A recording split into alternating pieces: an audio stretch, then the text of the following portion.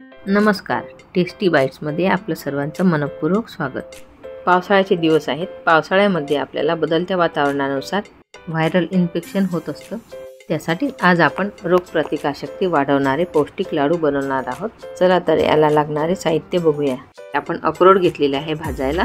अक्रोड खाल्ल्यामुळे हाडे मजबूत होतात आणि पचनक्रिया सुद्धा सुधारते, बुद्धी सुद्धा तल्लख होते, स्मरणशक्ती वाढते आणि शरीर निरोगी राहतो आणि रोगप्रतिकारशक्ती सुद्धा वाढते। आता आपल्याला तूप तापवून त्यामध्ये डिंक तळून घ्यायचा आहे। डिंक छान फुलेस्तोवर तळून घ्यायचा। हे लाडू करताना आपण यामध्ये भरपूर जीवनसत्व असलेले व इतर पौष्टिक घटक असणारे पदार्थ वापरलेले आहेत। त्यामुळे आपण यातील सकाळी एक लाडू जर खाल्ला तर आपल्या शरीरासाठी फायदेशीर ठरतो। साहित्यामध्ये आपण शेंगदाणे, तीळ, खोबरे, डाळव, अक्रोड, बदाम, खजूर, गोडंबी, काजू, काळे मनुके, डिंक, अंजीर, खसखस, गूळ आणि साजूक तूप हे घेतलेले आहेत। वरील प्रमाणे सर्व साहित्य आपण भाजून घेतलेले आहेत, त्याचे प्रमाण सुद्धा दिलेले आहेत।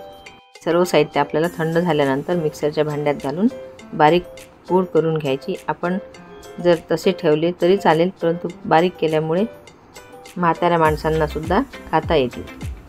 तसंही मुलं ड्रायफ्रूट्स खायला कंटाळा करतात। अशा वेळी दररोज तुम्ही एक लाडू मुलांना दुधासोबत देऊ शकता। तसेच यामध्ये आपण अर्धी वाटी सफेद मुसलीची पावडर घेतलेली आहे, ती सुद्धा आपल्या शरीरासाठी अत्यंत गुणकारी आहे। सर्वांमध्ये भरपूर प्रमाणात protein, fibre, vitamin, protein, calcium, omega 3 सुद्धा मिळतं। बदाम खाल्ल्यामुळे आपल्या शरीरातील खराब कोलेस्ट्रॉल कमी होण्यास मदत होते।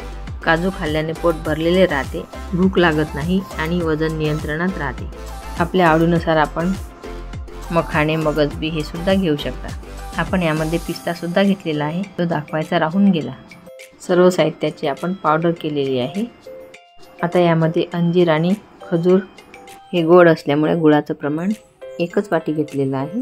गुळाचे प्रमाण तुम्ही आपल्या आवडीनुसार कमी किंवा जास्त करू शकता, किंवा ज्यांना शुगर आहे त्यांनी गूळ किंवा साखर नाही घातली तरी चालेल, किंवा कारण अंजीर आणि खजूर आपले खूप गोड आहेत।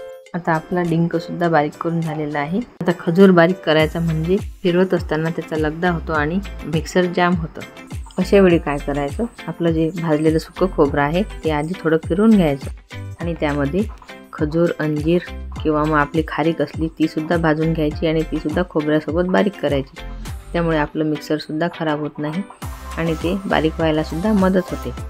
तसेच सर्व साहित्य आपल्या आवडीनुसार आपण कमी जास्त करू शकतो। तसेच यामध्ये आपण मखाणे सुद्धा घालू शकतो।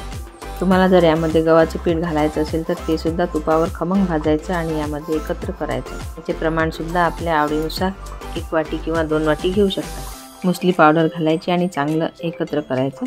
छान एकत्र करून झाल्यानंतर आपल्याला जो गूळ घेतलेला आहे तो आपण एक कढई घ्यायची। त्या कढईमध्ये जे आपलं पाणी घेतलेलं आहे, पाण्याऐवजी तुम्ही तूप सुद्धा घालू शकता। तूप गरम झाल्यानंतर त्यामध्ये गूळ घातला की ते सुद्धा वितळते।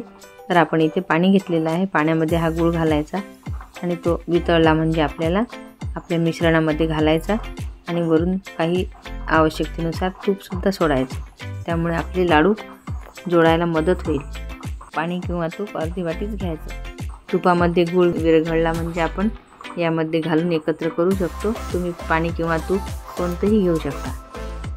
पाणी घेतल्यामुळे आपल्या गुळाला चांगला घट्टपणा येईस्तोवर होऊ द्यायचं। मात्र तूप घातल्यानंतर आपल्याला फक्त वितळल्यानंतरच घालायचं आहे, फार होऊ द्यायचं नाही। यामध्ये आपल्या आवडीनुसार विलायची पावडर, जायफळ पावडर किंवा मग सुंठ पावडर सुद्धा घालू शकता। आता छान घट्टसर झालेला आहे। आता आपल्या मिश्रणावर हा गाळून घेऊ। गाळून घेतल्यामुळे गुळामध्ये जो कचरा आणि खडे असतात ते निघून जातात। आता हे मिश्रण गरम आहे तोपर्यंतच आपल्याला यामध्ये तूप घालायचं आहे, किंवा मग थंड झालं तर वितळून घालायचं। यामध्ये आपण 2 चमचे तूप घालून घेऊ। तर मिश्रण चमच्याने कालवून घ्यायचं आणि थोडं थंड होऊ द्यायचं आणि आपले लाडू जोडून घ्यायचे। आपल्या आवडीनुसार लहान मोठे जोडू शकता। तुम्ही बघू शकता आपलं मिश्रण एकदम छान घट्ट झालेलं आहे। थंड झाल्यानंतर आणखी छान होईल आणि त्याचे लाडू पटापट जोडता येतील। लाडू छोटे ठेवले म्हणजे लहान मुलांना खाण्याचा जास्त आनंद होतो, मोठे बघितल्यानेच खावेसे वाटत नाही। असे हे इम्युनिटी बूस्टर लाडू तयार झालेले आहेत। तुम्हाला जर माझी आजची रेसिपी आवडली असेल तर माझ्या व्हिडिओला लाईक करा, शेअर करा, कमेंट्स करा। तसेच अजूनपर्यंत माझ्या चॅनलवर नवीन असाल तर माझे पहिलेचे व्हिडिओ नक्की बघा। व्हिडिओ बघितल्याबद्दल धन्यवाद। पुन्हा भेटू अशाच नवीन रेसिपीसोबत। तोपर्यंत नमस्कार।